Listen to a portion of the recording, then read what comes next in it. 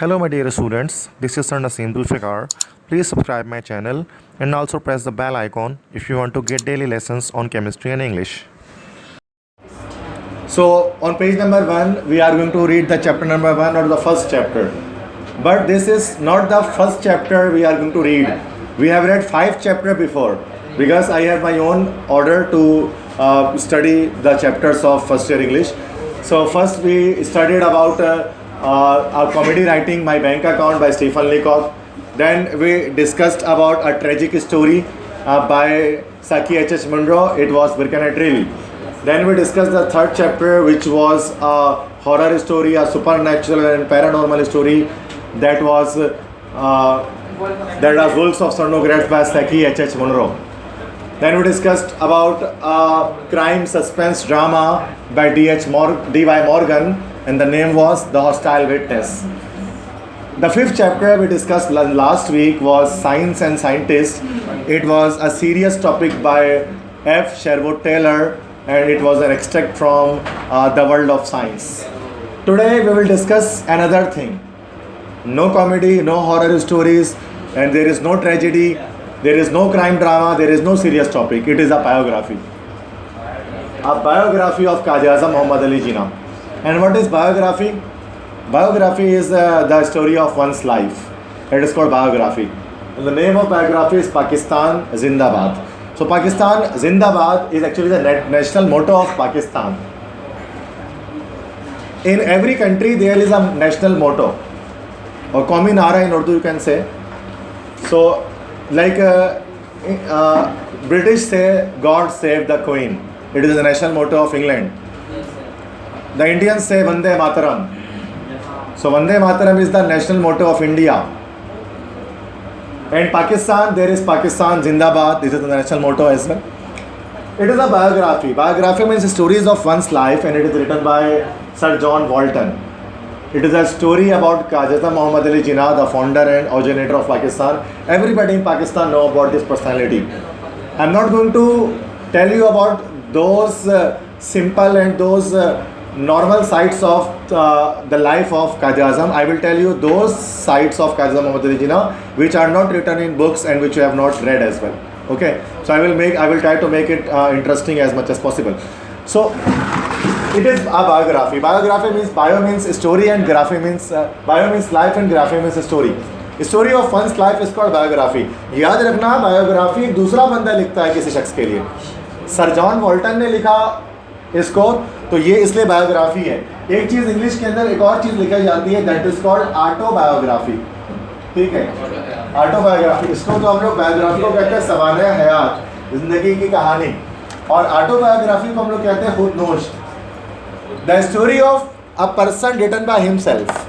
अपनी ज़िंदगी की कहानी को खुद ही लिख डाले, that is called autobiography. My bank account, what is the autobiography of Stephen लीकॉक.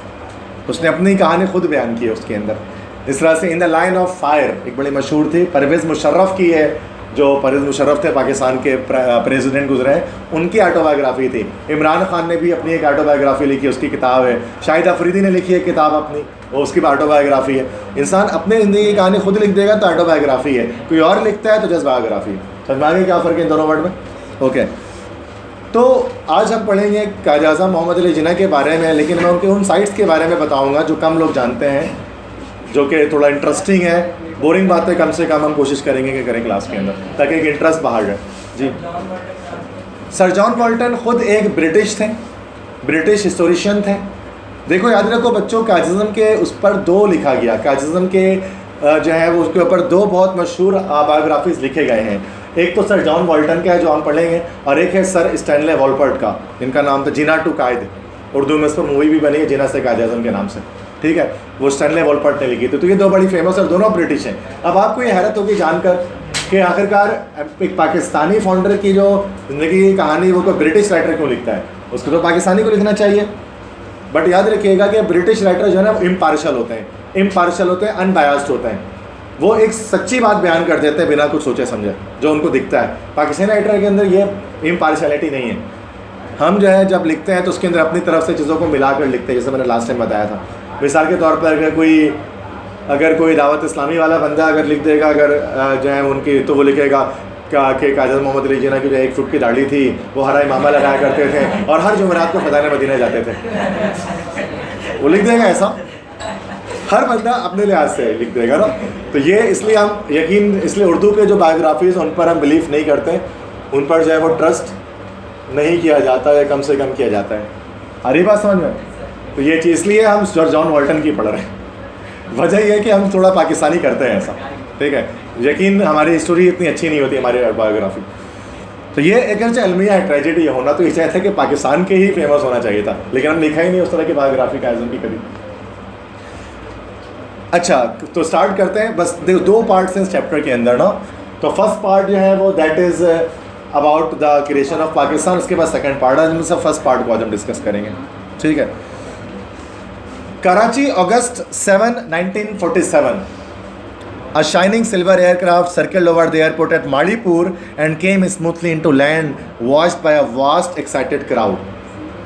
Karachi का शहर 7 अगस्त 1947, पाकिस्तान बनने से 7 दिन पहले की बात बता रहा हूँ मैं आपको।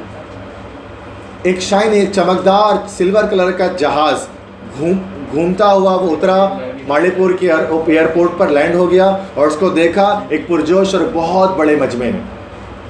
कहानी थोड़ा सा ड्रामेटिक वे पर, सिनेमेटिक वे पर स्टार्ट की फिल्म में होती है कि एक जहाज़ जो है वो घूमते घूमते जो है वो उतरा है एक जगह पर।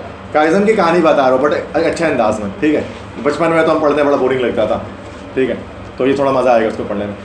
तो अब 2 बातें यहाँ पर समझने की। एक, एयरक्राफ्ट घूमते हुए उतरा मालीपुर पर। याद रखिएगा जो कराची का जो एयरपोर्ट है, कायज़म इंटरनेशनल एयरपोर्ट, जिसको जिना टर्मिनल भी कहा जाता है, ये पाकिस्तान बनने के बाद बना है, पाकिस्तान से पहले नहीं था, मलिर वाला एयरपोर्ट। तो एयरपोर्ट के तौर पर इस्तेमाल किसको करते थे? मालीपुर के रनवे को। मालीपुर का रनवे आज भी मालीपुर का रनवे मौजूद है, लेकिन वहाँ पर अब बेस फैसल है, फैसल बेस PF का मौजूद है। अगर आप इस पहाड़ के ऊपर पढ़ोगे ना, K2 का जो पहाड़ है उस पर चढ़ोगे तो पीछे आपको रनवे दिखता है मालीपुर का, ठीक है। वो पहले इस्तेमाल किया जाता था उसके तौर पे, एयरपोर्ट के तौर पे, ठीक है। तो एयरपोर्ट पर एक जहाज़ आकर रुका। अच्छा, सीधा नहीं उतरा, घूमते हुए उतरा, क्योंकि वो रनवे इतना बड़ा नहीं था ना। तो जब रनवे बड़ा नहीं होता है ना तो क्या होता है, 3 4 5 चक्कर काटने के बाद आखिरकार जहाज़ नीचे उतरता। तो सर्किल करते हुए आखिरकार वो जहाज़ नीचे उतरा। First to step out of the aeroplane was a tall and very dignified elderly man wearing a pure white sherwani.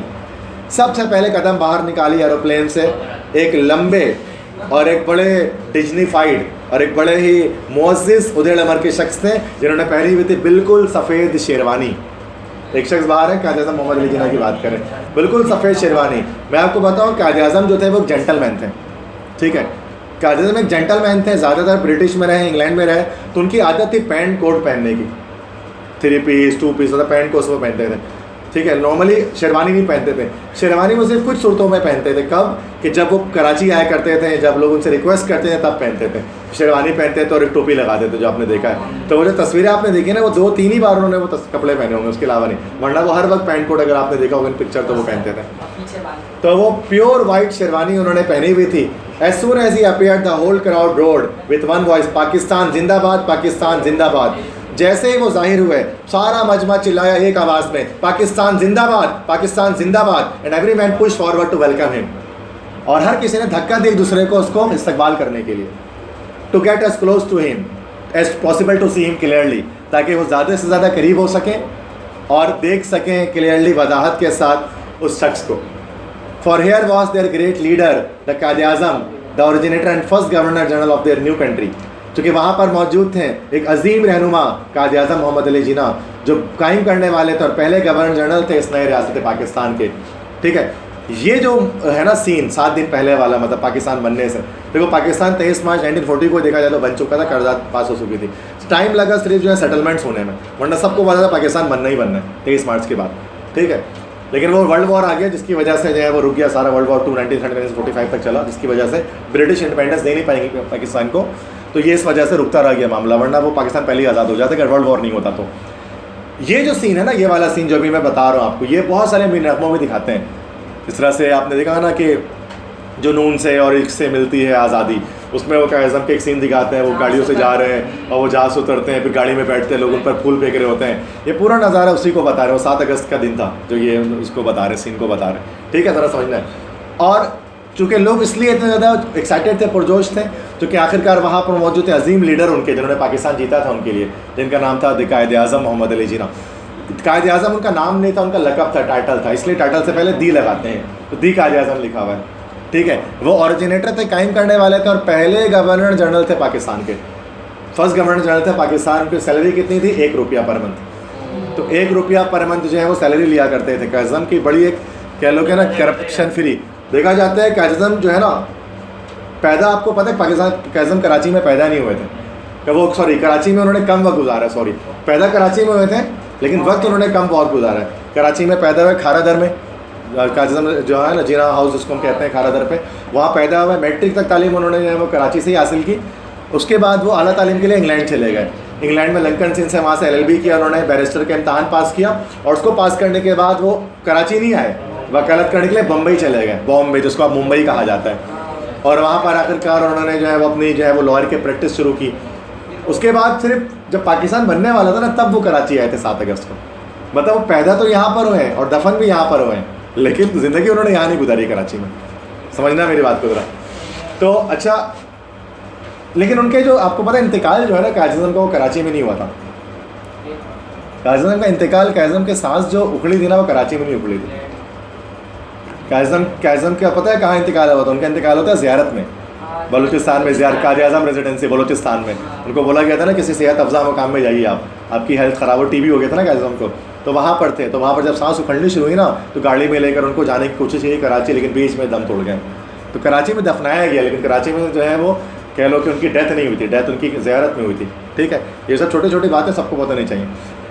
और क़ायद आज़म सबसे ज़्यादा, मैं बता रहा हूँ कि सबसे महंगे कह लो के लॉयर थे पूरे हिंदुस्तान के, सबसे ज़्यादा फ़ीस लेने वाले लॉयर थे पूरे इंडिया में, उनसे ज़्यादा कोई पैसे नहीं लेता था, इतने महंगे वकील थे, बड़े बड़े लोग वकील किया करते थे। जो क़ायद आज़म का वर्ल्ड रिकॉर्ड, दुनिया में कोई केस उन्होंने हारा है, वाहिद वकील है जिन्होंने कोई केस, सिर्फ एक केस हारा है जो मैंने बताया, तो कौन सा? गाजी अलमदीन का जो केस था, गाजी अलमदीन का केस उन्होंने हारा है। गुस्ताखे रसूल को मारा था ना, गाजी अलमदीन थे, काज़म के दौर में एक शख्स थे।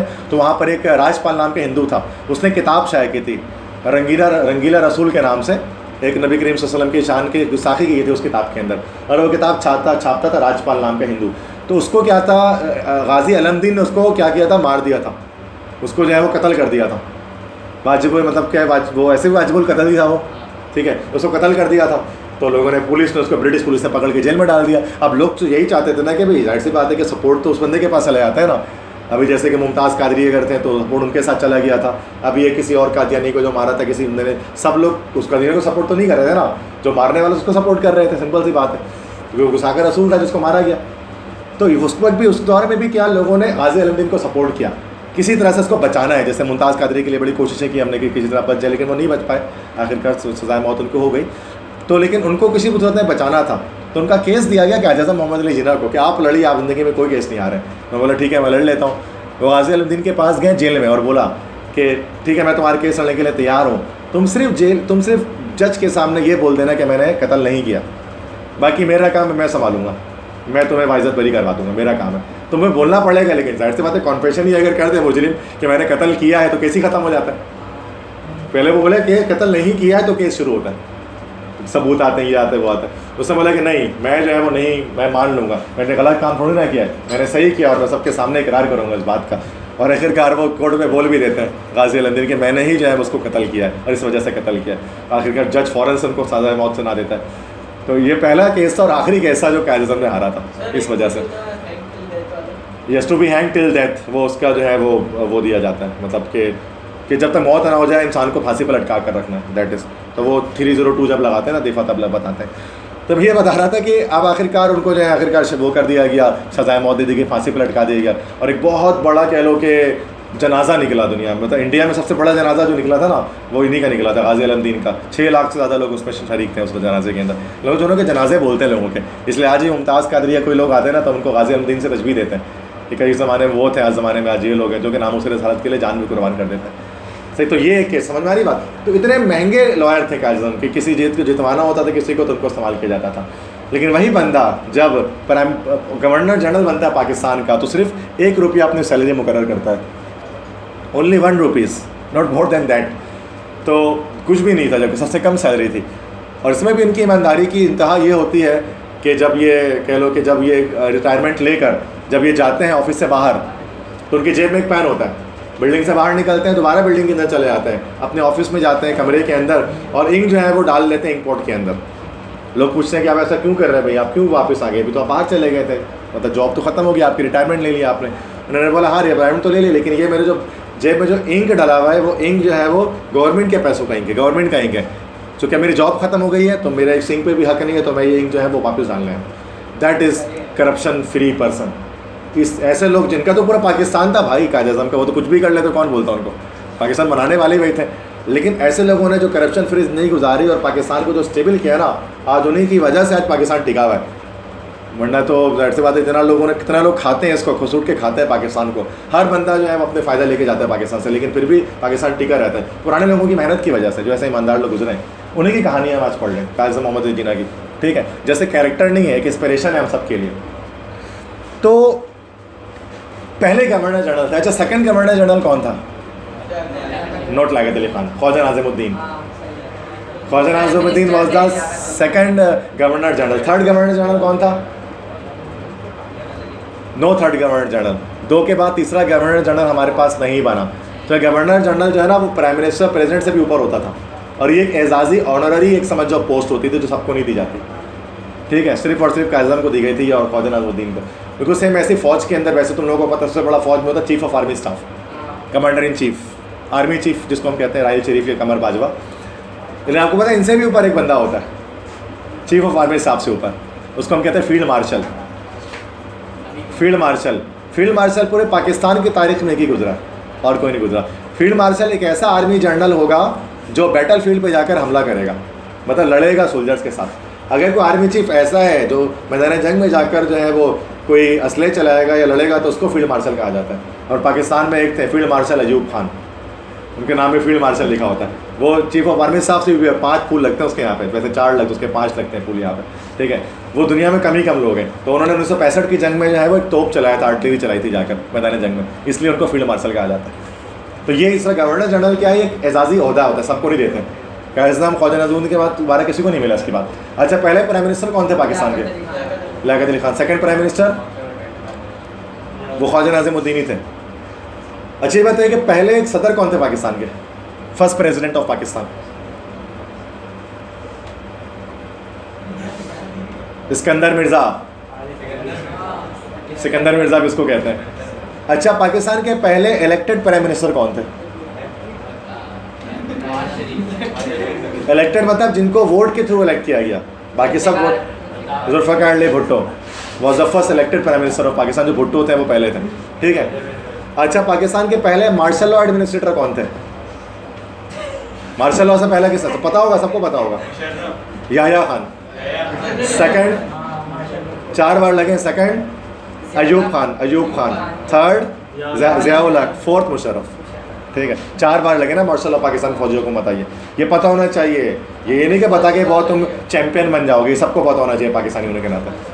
देखो, ये बात नहीं है कि मुझे पता है कि अगर तुमको न्यूजीलैंड को ऑस्ट्रेलिया का पूछूंगा ना तो इंटेलिजेंस ये है, मतलब न्यूजीलैंड का पहला प्राइम मिनिस्टर कौन था, और कराची पाकिस्तान का पूछो तो ये दिमाग नहीं है, ये तो पता ही होना चाहिए। ठीक है, चले भाई आगे बढ़ते हैं। Here home with them at last was the leader who had won Pakistan for them, Mohammad Ali Jinnah. वहाँ पर आखिरकार उनके घर में थे, आखिरकार ये वो लीडर थे जिन्होंने पाकिस्तान जीता था उनके लिए, जिनका नाम था Mohammad Ali Jinnah. Silent please, yes back side silent हो जाओ, अब रिकॉर्ड कर रहा हूँ मैं, फिर 11 बज जाएंगे मेरे लेक्चर में, मुझे पता है। तो स्पीड बहुत तेज़ है मेरी, मैं खुद से कोशिश करूँ जल्दी हो जाए। तो देखें, मोहम्मद अली जिन्ना जो थे, उनका नाम था, अभी फर्स्ट पैराग्राफ हमने कर लिया, सेकंड पैराग्राफ पे आ रहे। नाम इनका था मोहम्मद अली, वालिद का नाम था जिन्ना, तो जिन्ना पूंजा, चमड़े के ताजिर थे और बड़े अमीर लोग थे। ठीक है, तो उनका नाम जिन्ना था और जिन्ना जुलजिना से निकाला गया था। ठीक है ना। तो असल में अच्छा, इनके अगर हम रिलीजन की बात करें कि रिलीजन क्या था इनका, क्या मज़हब था, या किस सेक्ट से बिलोंग करते थे कायद अज़म मोहम्मद अली जिन्ना, तो एट द स्टार्ट जो ये फैमिली इनकी थी ना, इनकी जो फैमिली थी, इनको कहा जाता था खोजा फैमिली। अब खोजा फैमिली जिसे कहते हैं, आज के दौर में खोजा नहीं कहते हैं ना, पुराने आज के दौर में हम नहीं कहते हैं बोहरी, मेजर वर्ल्ड रिलीजन के नाम से मैंने जो है वो एक वीडियो बनाकर डाला है, उसमें मैंने एक्सप्लेन किया इनके बारे में, ठीक है। तो मैं आई कार्ड पे शो करा दूँगा, उसको देख लेना जब वीडियो देखोगे तो। बोहरी की जब मैं बात करूँ तो बोहरी जो थे वो असल में बोहरी शियाई होते हैं एक्चुअली एक तरह के उनको, लेकिन ये डिफरेंट तरह का तो मातम नहीं करते, इन्हें काला कपड़ा पहनते हैं ये ज़्यादातर आपको मिलेंगे हैदरी में, हैदरी में ज़्यादा मिलेंगे, हैदरी और सदर में भी मिलेंगे ज़्यादातर। अच्छा, हैदरी में सैफ़ी हॉस्पिटल में भी बड़े मिलेंगे। उनकी औरतें होती हैं, उनका अलग बुर्का होता है, वो यहाँ से फिर उससे बांध देते हैं, इस तरह से टोपी जैसा होता है। बिल्कुल बिल्कुल इनकी मस्जिद है, यहाँ तक कि आप बिल्कुल आप हैदरी में अगर आप जाओगे ना अंदर, आपको इन्हीं के मस्जिद, इन्हीं के स्कूल, इन्हीं का घर, सब कुछ इन्हीं का मिलेगा। बस दुकानें वगैरह में सब में यही लोग होता है। ये बोहरी कहलाते हैं, ये शिया ही होते हैं लेकिन मातम नहीं करते, ये अलग टाइप के शिया। तो कायज़म का घराना ये था, ठीक है, बोहरी घराना। लेकिन बाद में बोहरी से वो चेंज हो गए थे। बोहरी तो वो थे बचपन से, लेकिन लिबरल माइंडेड थे, मतलब ना घर ज़्यादातर टाइम गुजारा उन्होंने बाहर इंग्लैंड में, तो उन्होंने आखिरकार बोहरी से वो चेंज होकर जो है वो जाफरी बन गए, फ़िक़्ह जाफरिया।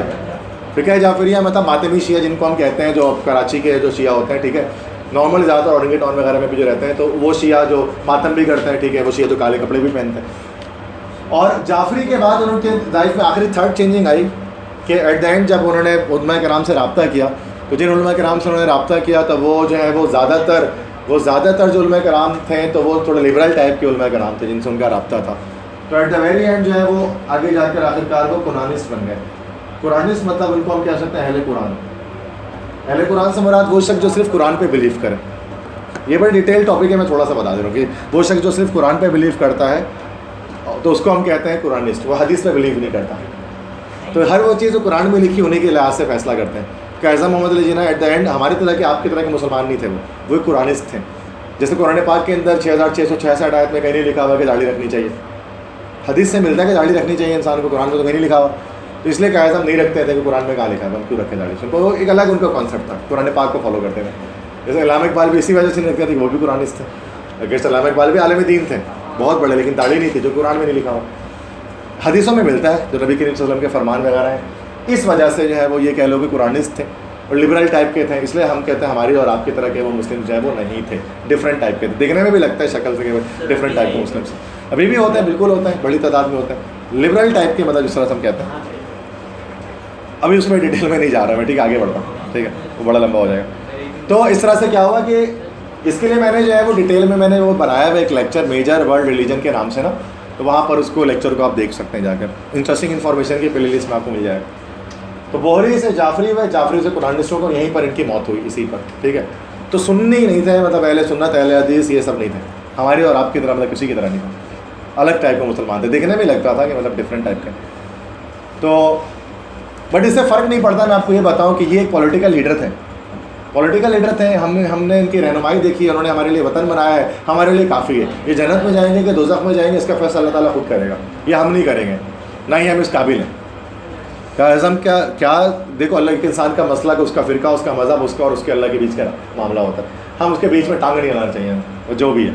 हाँ, उन्होंने हमारे लिए अच्छा काम किया था, क्या कि उन्होंने हमारे लिए वतन पाकिस्तान बनाया था। हम कायज़म के लिखे हुए जो हैं वो कोई तफसीर कुरान को नहीं पढ़ने वाले, ना हम पढ़ते हैं, ना हम उनके बताए हुए किसी मजहबी किताब को पढ़ते नहीं। हम सिर्फ उनकी इसलिए रिस्पेक्ट करते हैं चूँकि वो हमारे बेहतरीन लीडर थे, इसलिए इज़्ज़त करते हैं, और इतना काफ़ी है। अब न्यूटन की, अब तुम लॉस को नहीं पढ़ोगे, बोलोगे नहीं न्यूटन के लॉ क्यों पढ़े, वो तो ईसाई था, कुरान में नमाज़ पढ़ते नहीं तो न्यूटन का लॉ क्यों। तो भाई तुम उससे लॉ ले रहे हो ना उसका, तुम उससे थोड़ी ना उससे तुम कुरान और हदीस सीख रहे हो न्यूटन से। समझ में आ रही बात। तो ज़रूरत नहीं है कि इनका कोई भी मसला को ऐसा फ़र्क नहीं पड़ता, ठीक है। बिला वजह लोग बहस करते हैं इस मौजू पर, नेचुरलिस्ट है वो भी यही था। As he drove through the great sea of people that stretched from the airport to the city, through all the cheers and tears of joy and the never-ceasing cries of Pakistan Zindabad, the Quaid-e-Azam gave no sign of his feelings. जब वो गाड़ी चलाते हुए गुजरे लोगों के अजीम समंदर से जो फैला हुआ था एयरपोर्ट से शहर तक, तो वो गुजरे खुशियों की चीखों की से, नारों से और ख़ुशी के आंसुओं से, और कभी न थमने वाले चिल्लाने की आवाज़ जो आई पाकिस्तान जिंदाबाद की। कायद-ए-आज़म ने अपने एहसासात नहीं बताए किसी को भी, अपने जज्बात के इज़हार कायद-ए-आज़म ने नहीं किया किसी से भी, मतलब उन्होंने कोई अपनी साइन फीलिंग की नहीं दी। ही रेयरली डिड सो, उन्होंने मुश्किल से ऐसा कभी किया। इफ़ ही फेल्ट प्राइड और joy in what he had done, he did not let anybody see it. अगर कि उन्होंने फ़ख्र महसूस किया या खुशी महसूस की जो काम उन्होंने किया, उन्होंने कोई फ़ख्र और खुशी किसी को देखने नहीं दिया, मतलब उनके चेहरे पर कोई तासुरात नहीं थे। क्यों नहीं थे आगे पता लग जाएगा, परेशान मत हो। Through all the excitement of those first days in the life of the young nation, the man who had made this possible remained calm, serious and even severe.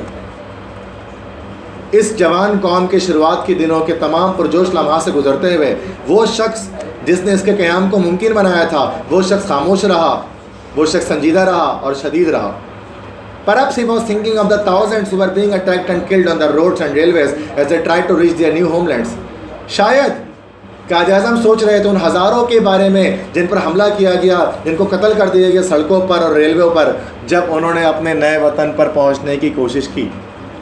मतलब शायद कायद-ए-आज़म जो है वो उनके बारे में सोच रहे थे। मतलब खुश क्यों नहीं था ज़रा समझो, क्योंकि वो प्लस माइनस बराबर कर दे रहा था, कैंसिल आउट कर दे रहा था। खुशी इस बात को थी कि मुल्क बन गया, लेकिन इसकी गमी भी थी, क्योंकि आपको पता है कि world's biggest migration was going to happen and it was happening. दुनिया की सबसे बड़ी हिजरत चल रही थी, जिसमें लाखों लोग जो है वो मुल्क को अपनी सरहदें पार कर, दुनिया में ऐसा कभी भी नहीं हुआ था कि लाखों लोग जो है वो सरहदें पार कर रहे हैं, कि इंडिया के जो मुस्लिम्स हैं वो पाकिस्तान जा रहे थे और पाकिस्तान के हिंदू इंडिया आ रहे थे। और इसी दौरान क्या हुआ कि फिर आपको पता है कत्ल गारत हुई बहुत ज़्यादा, ठीक है, बहुत बड़ी कत्ल गारत हुई। कितने ही लोग जो है वो शहीद कर दिए गए, मुसलमान शहीद कर दिए गए, सिंधी सिखों के हाथों या डिफरेंट और बुलवाइयों के हाथों शहीद कर दिए गए। हर एक घर में अपनी एक कहानी, आप अपने घर पे जाओ, अपने बड़ों से, ग्रैंड पेरेंट्स से या अपनी अम्मी अबू से ही पूछोगे तो अगर वो बताएंगे आपको कि भाई ऐसा ऐसा ऐसा मामला था और ऐसे ऐसे लोग हुआ, और हर घर में कोई ना कोई ऐसा आपको मिलेगा बताने वाला कि फ़लाँ रिश्तेदार शहीद हो गए और फ़लाँ रिश्तेदार शहीद हो गए थे। ऐसा हुआ था यकीनन। तो एक बहुत एक समझ लो ना कि दिलखराश एक कहानी है इन लोगों की, और कितने ड्रामे बने इस पर और कितनी चीज़ें बनी। तो ये तो एक सच्चाई, हकीकत है, रियलिटी है, जिसके वजह से खून के आंसू होता है इंसान का दिल। कहा जाता है कि ये भी देखो कि जब कभी रेलवे स्टेशन जो था लाहौर का, लाहौर रेलवे स्टेशन, जब वहाँ पर ट्रेन आती थी अमृतसर से, इंडिया से, तो वो ट्रेन ऐसी आती थी कि पूरी की पूरी ट्रेन जो कटी फटी होती थी, एक भी बंदा उसके अंदर नहीं होता था, सिर्फ लाशें होती थी, बस खून, लोग एक दूसरे के ऊपर पड़े हुए और खून है, सिर्फ सैकड़ों लाशें ट्रेन पे आ रही, बंदा कोई नहीं है। कभी कभी ट्रेन ऐसे लाहौर पे आकर उतरी, लोगों ने बताया, देखा, लोगों को आंखों देखा हाल है कि पूरे जो है आग लगी हुई थी, पूरे ट्रेन में आग लगी हुई है, लोग जल के कोयला बन चुके हैं और वो ट्रेन आकर उतरी है एयरपोर्ट, मतलब उसमें रेलवे स्टेशन पर। इतने लोगों को शहीद किया गया, इतने लोगों के साथ ऐसा कुछ किया गया। तो भाई ये सब कुछ हुआ है, इट वॉज रियलिटी। और काजी मोहम्मद अली जिन्ना इन्हीं चीज़ों के बारे में सोच कर वो उदास थे, मतलब वो खुश हो रहे थे लेकिन वो उदासी जो है उसको ओवरकम कर दे रहे थे। इसलिए उन्होंने अपनी कोई एहसासात दिखाई नहीं किसी को कि मैं खुशी महसूस कर रहा हूँ या फ़ख्र महसूस कर रहा हूँ। There was much in those days of violence to sadden Jinnah, who was a man of very strong feelings, although he so rarely showed them. बहुत कुछ था कत्ल व गारत का उन दिनों में जिन्ना को उदास करने के लिए। जिन्ना जो एक बड़े मजबूत एहसासात के शख्स थे, अगरचे उन्होंने मुश्किल से किसी को अपने एहसासात दिखाए। Yet those who were very close to him on Independence Day, sometimes of few moments a happy man, यहाँ तक कि वो लोग भी जो बहुत करीब थे उनके साथ आज़ादी के दिन, उन्होंने भी कुछ लम्हों के लिए ही खुशहाल शख्स उनके अंदर देखा। जो उनके साथ साथ रहने वालों ने भी उनके अंदर खुशी नहीं देखी, उनके चेहरा में बिल्कुल काम और सीरियस चेहरा हो रहा था उनका। Once he went to balcony of the government house, एक दिन वो गवर्नर हाउस की बालकनी पे चढ़ गए, एक दिन वो चले गए वहाँ पे एक दफ़ा, उसी दौरान वो एक बालकनी पर चले गए गवर्नर हाउस के। उस वक्त गवर्नर हाउस जो था वो कराची में था, क्योंकि जब पाकिस्तान माना तो सब जानते हैं Karachi was the capital city of Pakistan. 1 unit